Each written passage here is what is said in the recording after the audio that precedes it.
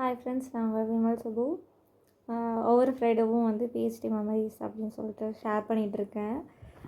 இன்றைக்கி வந்துட்டு நான் பண்ண ஒரு மிஸ்டேக், நான் ரிசர்ச் பண்ணும்போது நான் பண்ண ஒரு சின்ன மிஸ்டேக் வந்து அது பெருசாக முடிஞ்சிச்சு. அதை வந்து நான் சொல்ல போகிறேன். எங்களுக்கு வந்து அனாட்டமி வந்து பிளான்ட் சயின்ஸ் ஸ்டூடெண்ட்ஸ் வந்து பிளான்ட்டோட நீங்கள் 12th பயோமேக்ஸ் எடுத்துருந்தீங்கன்னா தெரியும், ஓகேங்களா? டிஎஸ் ஆஃப் ஸ்டெம் அந்த மாதிரி எடுப்போம் இல்லைங்களா? டிஎஸ் அந்த நீர் வெட்டு தோற்றம், குறுக்கு வெட்டு தோற்றம் பார்ப்போம்ல. தமிழ் மீடியம் ஸ்டூடெண்ட்டாக இருந்தால் அப்படி சொல்கிறேன். 12th நீங்கள் பார்த்துருப்பீங்க, ஓகேங்களா? பாட்னியில் ஒரு பிளான்ட்டோட ஸ்டெம்மை வந்து கட் பண்ணி அதில் உள்ளே வந்து அனாட்டமிக்கல் ஸ்ட்ரக்சர் பார்ப்போம், ஓகேங்களா?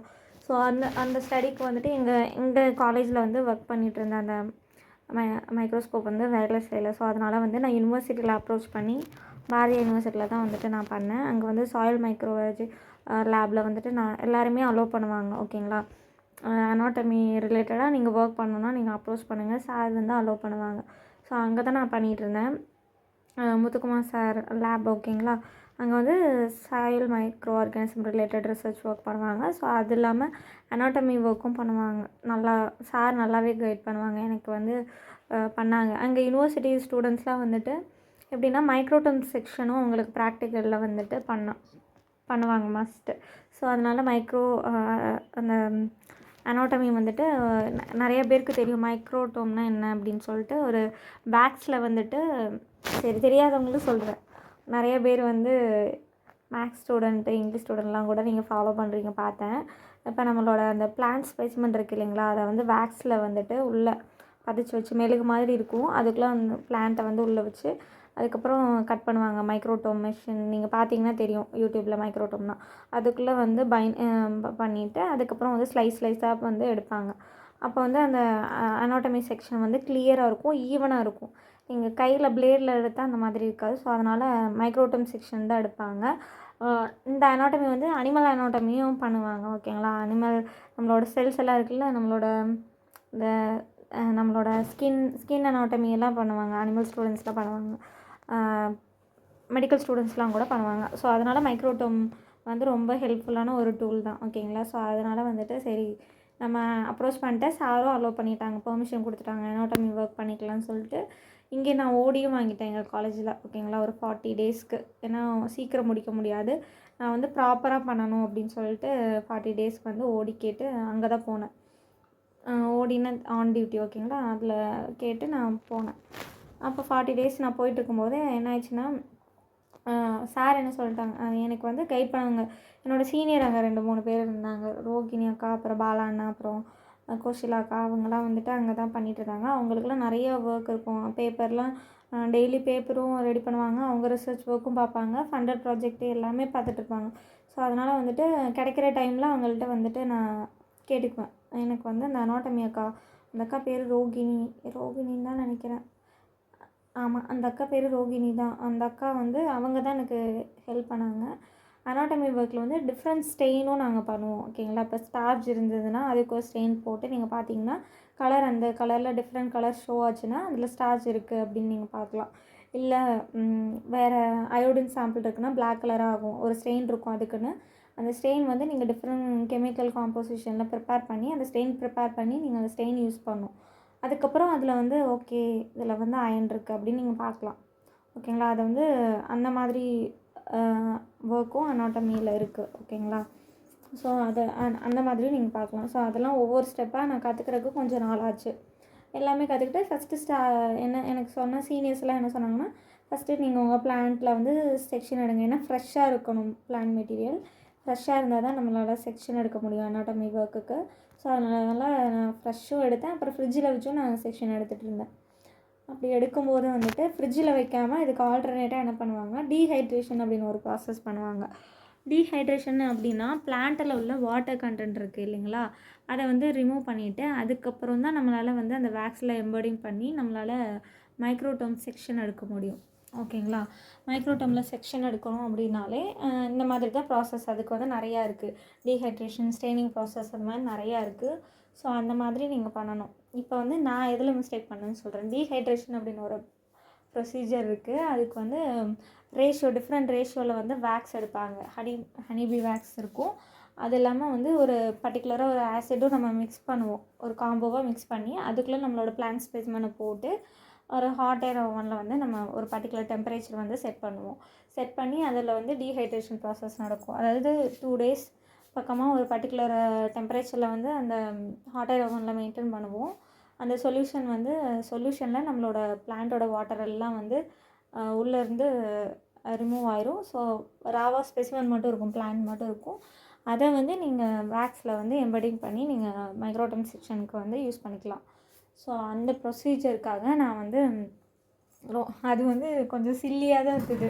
ஒருவேளை நான் மாஸ்டர்ஸ் எங்கள் காலேஜில் வந்து மைக்ரோடம் செக்ஷன் எடுத்திருந்தா எனக்கு தெரியும். நான் வந்து அப்போ தான் ஃபஸ்ட்டு எனக்கு அது தெரியல, எப்படின்னு தெரியல.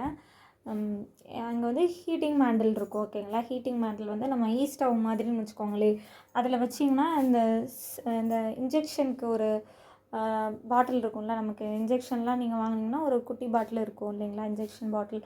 அந்த மாதிரி பாட்டிலில் தான் வந்து ஸ்பெசிமன் வந்து டீஹைட்ரேஷனுக்காக வைப்பாங்க. ஸோ அந்த இன்ஜெக்ஷன் பாட்டிலில் வந்து அந்த வேக்ஸும் ஆசிடும் இருக்கும். அதுக்குள்ளே நம்மளோட பிளான்ட் ஸ்பெசிமன் இருக்கும். ஹாட் ஏர் ஓவனில் 2 days வச்சுருப்பாங்க. அதை வந்துட்டு இப்போ நீங்கள் ஃப்ரெஷ்ஷாக பண்ணுறீங்கன்னா ஆல்ரெடி யாராவது பண்ணியிருப்பாங்க. அதை வந்து நீங்கள் அந்த ஹீட்டிங் மாண்டலில் வச்சு கிளியர் பண்ணிட்டு தான் நீங்கள் கழுவிட்டு யூஸ் பண்ணணும். இப்போ நான் என்ன சொல்கிறேன்னா, இப்போ ஒரு சிரஞ்ச் பாட்டில் இருக்குது இல்லைங்களா, அந்த இன்ஜெக்ஷன் பாட்டில் அதில் வந்து ப்ளெயினாக இருந்தது அப்படின்னா அந்த ப்ரொசீஜருக்கு வந்து நீங்கள் டேரெக்டாக எடுத்துக்கலாம். ஆல்ரெடி யூஸ் பண்ண பாட்டில் இருந்ததுன்னா அதுக்குள்ளே ஆல்ரெடி வேக்ஸ் இருக்கும். ஸ்பெசிமன் எடுத்துகிட்டு வெறும் வேக்ஸ் மட்டும் இருக்கும். ஸோ அந்த வேக்ஸை ரிமூவ் பண்ணால் தான் நீங்கள் அதை யூஸ் பண்ண முடியும். எனக்கு வந்து யாரும் சொல்லலை, எப்படின்னா சீனியர் எல்லாமே பிஸியாக இருந்தாங்க, யார்கிட்டையும் கேட்கவும் முடியல, நான் என்ன பண்ணுறதுன்னு தெரியல. ஸோ அதனால் நான் ஒன்று ஒன்றா சுரண்டி கழுவிட்டு இருந்தேன். அந்த வேக்ஸை வந்து மெல்ட் பண்ணிவிட்டு ஊற்றிட்டு கழுவாமல் சரி வேறு எதுவும் ஆயிருமோ அப்படின்னு சொல்லிட்டு 2 நாள் உட்காந்து கழுவிட்டேன். உள்ளே இருந்து அந்த ஹாட் ஏர் ஓவனில் ஆல்ரெடி ஏதோ ஒன்று இருந்தது. சரி நமக்கு பாட்டில் வேணுமே அப்படின்னு சொல்லிட்டு அந்த பாட்டில் க்ளீன் பண்ணால் தானே நம்ம ஸ்பெசிமன் போட்டு நம்ம டீஹைட்ரேஷன் பண்ண முடியும் அப்படி சொல்லிட்டு அந்த பாட்டிலை எடுத்து ஃபுல்லாக சுரண்டு 2 நாள் உட்காந்து சுரண்டி அதுக்கப்புறம் கழுவி பளிச்சுனாக்கி அப்புறம் அதே மாதிரி டிஃப்ரெண்ட் வேக்ஸ் யூஸ் பண்ணி ஹாட் ஏர் ஓவனில் வச்சு டீஹைட்ரேஷன் ப்ராசஸ் ஆகிட்டுருக்கு. எனக்கு என்னோடய பிளான்ட் ஸ்பெசிமனுக்கு ஆகிட்டுருக்கு. அப்புறம் பார்த்தா ஒரு ஜூனியர் பையன் விஷ்ணுன்னு சொல்லிட்டு நல்லாவும் இருக்குது. அவன் வந்து அவனோட ஸ்பெசிமனை காணோன்னு தேடுறான். அப்புறம் பார்த்தா கழுவி ஊற்றி டஸ்ட்பினில், அங்கே வந்து யூனிவர்சிட்டியில் வீக்லி ஒன்ஸ் தான் வந்து டஸ்ட்டெல்லாம் எடுப்பாங்க. டஸ்ட்பின் ஃபுல்லாக வேக்ஸாக இருந்தது. அவனுக்கு வந்து என்னாச்சு, நம்ம ஸ்பெசிமன் மாதிரி இருக்கேன்னு தொட்டு பார்த்தா அவன் ஸ்பெசிமன் தான் அது. நான் வந்து அவனோட ஸ்பெசிமன்னே எனக்கு தெரியாமல் நான் அதை கழுவி ஊற்றிட்டேன். அப்புறம் வந்து ரொம்ப இதாகிடுச்சு, ஏன்னா அது வந்து ரேரான பிளான்ட்டு. அவனோட பிஜி ப்ராஜெக்ட்காக அவன் எடுத்துகிட்டு வந்தான், ஓகேங்களா. நியர்பை வால்பாறையா இல்லை வேறொரு இடத்துல போய் ஊட்டி நியராக போய் அவன் அந்த பிளான்ட் எடுத்துகிட்டு வந்தான்.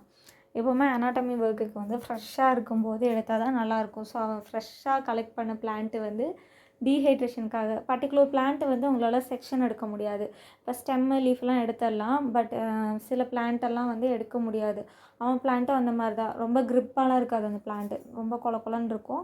அதனால அவன் டீஹைட்ரேஷன் ப்ராசஸ்க்காக வச்சுருந்தான். டீஹைட்ரேஷன் பண்ணால் கொஞ்சம் ஸ்டிஃபாக இருக்கும், செக்ஷன் எடுக்கிற மாதிரி வாட்டர் கண்டென்ட் போனனால. இப்போ ஆல்கெல்லாம் அப்படி தான் எடுப்பாங்க, அந்த சீலெல்லாம் இருக்கும்ல ஆல்கல் கலெக்ஷன், அதெல்லாம் கூட செக்ஷன் அப்படி தான் எடுப்பாங்க. அந்த மாதிரி ஸ்பெசிமன் அவனோடது நான் வந்து ஃபுல்லாகவே டிஸ்கார்ட் பண்ணிட்டேன். எனக்குன்னா ரொம்ப கஷ்டமாயிடுச்சு, ஏன்னா அவனோட பிளான்ட் ஸ்பெசிமன் அதுக்கப்புறம் இல்லவே இல்லை செக்ஷன் எடுக்க. அவன் தான் எனக்கு ரொம்ப ஹெல்ப் பண்ணான். ஏன்னா ஈவினிங் டைம் எனக்கு வந்து 5 o'clockலாம் ஆயிரும் யூனிவர்சிட்டியிலேருந்து வர்றதுக்கு. நான் எல்லாத்தையும் கழுவி எல்லாம் ரெடி பண்ணிவிட்டு நிறைய ஸ்டெயினிங்க்கெல்லாம் கூட அவன் தான் எனக்கு ஹெல்ப் பண்ணான். மோஸ்ட்டாக நான் ரிசர்ச் ஸ்காலர்கிட்ட அதிகமாக கேட்க மாட்டேன், அவன்கிட்ட தான் கேட்பேன். ஸ்டெயின் எப்படி பண்ணுறது, வேக்ஸ் எப்படி மாற்றுறது, எல்லாமே அவன்கிட்ட தான் கேட்பேன். அவன் அவ்வளோ ஹெல்ப் பண்ணவனோட ஸ்பெசிமன் எல்லாத்தையும் நான் கழுவிட்டேங்கிறது ரொம்ப கஷ்டமாக இருந்துச்சு. என்ன பண்ணுறதுனே எனக்கு தெரியல. அப்புறம் எனக்கு வந்து சரி நம்ம அந்த சிரஞ்ச் பாட்டில் ஸ்கேர்சிட்டியாக இருக்குது, அதனால தானே நம்ம இப்படி பண்ணிட்டோம் அப்படின்னு. அதுக்கப்புறம் சாரு என்னை நல்லா திட்டாங்க. சார் அது வரைக்கும் எனக்கு நிறைய ஹெல்ப் பண்ணாங்க. அப்புறம் பயங்கரமாக எனக்கு இதாகிடுச்சு, என்ன பண்ணுறதுனே தெரியல. ஏன்னா வந்து நம்ம வேறு இடத்துல போய் பண்ணிகிட்ருக்கோம், ஓகேங்களா. அது நம்ம காலேஜில் ஓடி வாங்கி போய் பண்ணுறோம். ஸோ நம்ம காலேஜுக்கும் பிளாக் மார்க் வரக்கூடாது. அப்புறம் நம்மளே வந்து அவங்க லேபில் ஃப்ரீயாக அலோவ் பண்ணியிருக்காங்க, ஈக்குவல் ஃப்ரீடம் கொடுத்துருக்காங்க. ஸோ நம்ம என்ன பண்ணணுன்னா அதை யூட்டிலைஸ் பண்ணிக்கிட்டோம். எல்லாருமே என்னை ஃப்ரீயாக பார்த்துக்கிட்டாங்க. ஆனால் அங்கே ஒரு முக்கியமான ஒரு ரேரான ஸ்பீஷீஸை வந்து நான் வாஷ் அவுட் பண்ணிட்டேன் அப்படிங்கும்போது யார்கிட்டேயும் என்னால் ஃபேஸ் பண்ணவே முடியல. சரி நம்ம பண்ண ப்ராப்ளம் வந்து நம்மளே சால்வ் பண்ணணும் அப்படின்ட்டு என்ன பண்ணேன்னா, சிரிஞ்ச் பாட்டில் வந்து அங்கே கம்மியாக தான் இருந்தது. அந்த பாட்டில், அந்த கண்ணாடி பாட்டில்.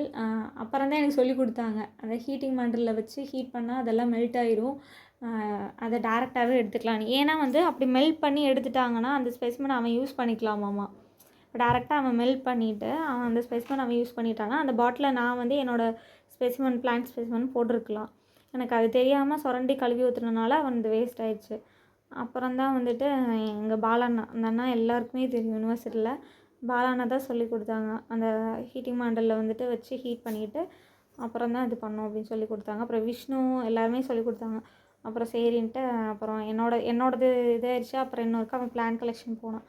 நான் எப்படி நம்ம பண்ண தப்பை சால்வ் பண்ணுறது அப்படின்ட்டு கொஞ்சம் கில்ட்டியாக இருந்தது. ஏன்னா அங்கே போய் நம்ம பண்ணிகிட்ருக்கோம் அப்படின்னு சொல்லிட்டு. அப்புறம் நான் என்ன பண்ணுறதுன்னு தெரியாமல் நானே சிரிஞ்ச் பாட்டில் போய், ஏன்னா வேஸ்ட் பாட்டில் வந்து நானே வந்து கலெக்ட் பண்ணேன். 2, 3 ஹாஸ்பிட்டல் போயிட்டு விசிட் பண்ணி, கங்கா ஹாஸ்பிட்டல் அங்கே இருக்கும் நியர்பை, அங்கே அப்புறம் கவர்மெண்ட் ஹாஸ்பிட்டல் ஜிஹெச் அங்கெல்லாம் போய் சிரிஞ்ச் பாட்டில் வந்து வாங்கி சார்கிட்ட கொண்டு போய் கொடுத்தேன். அப்புறம் பார்த்தா எல்லோரும் சிரித்தாங்க. அந்த சிரிஞ்ச் பாட்டில் வந்து கொஞ்சம் பெருசாக இருந்தது. குட்டி சைஸ் தான் அவங்களுக்கு வந்து யூஸ் பண்ணுவாங்களாமா, பெரிய சைஸ் அளவுக்கு வந்து வேக்ஸ் இருக்காது அப்படின்ட்டாங்க. அப்புறம் அதை நான் வேறு எதுக்காவது யூஸ் பண்ணிக்கிறேன் அப்படின்னு சொல்லிட்டாங்க சாரு. அப்புறம் சாருமே சரி இதெல்லாம் ஒரு பிரச்சனையே இல்லைம்மா, விடுமா, அது மாதிரிலாம் நிறையா இருக்குது, நீங்கள் அப்புறம் பார்த்துக்கலாம், ஸ்பெசிமென் தானே அப்படின்னு சொல்லிட்டாங்க. ஸோ அது வந்து கொஞ்சம் மறக்க முடியாத ஒரு இது. பரவாயில்ல, நானும் கேட்டிருக்கலாம், என் மிஸ்டேக் தான், எனக்கு தெரியல, இருந்தாலும் பக்கத்தில் யார்கிட்டயாவது கேட்டிருந்தா அந்த மிஸ்டேக் நடந்திருக்காது. ஸோ அதனால் நீங்கள் எங்கேயாவது வெளியே காலேஜில் போய் பண்ணுறீங்க அப்படின்னா பரவாயில்ல, அவங்களுக்கு டிஸ்டர்பாக நினச்சிக்கிட்டு நீங்கள் வந்து கேட்காம இருக்காதீங்க. ஒரு வேலை பார்க்குறக்கு முன்னாடி 2, 3 வாட்டி அவங்கள்ட்ட கேளுங்க. கேட்டுட்டு நீங்கள் பண்ணுங்கள். இல்லைன்னா வந்து இந்த மாதிரி ஏதாவது இஷ்யூ ஆயிரும். ஓகேங்களா? ஸோ அதனால் நீங்கள் வெளியே காலேஜில் போய் ஓடி எடுத்து பண்ணுறீங்க அப்படின்னா கொஞ்சம் கேர்ஃபுல்லாக பண்ணுங்கள். ஓகேங்களா? தேங்க்யூ ஃபார் வாட்சிங்.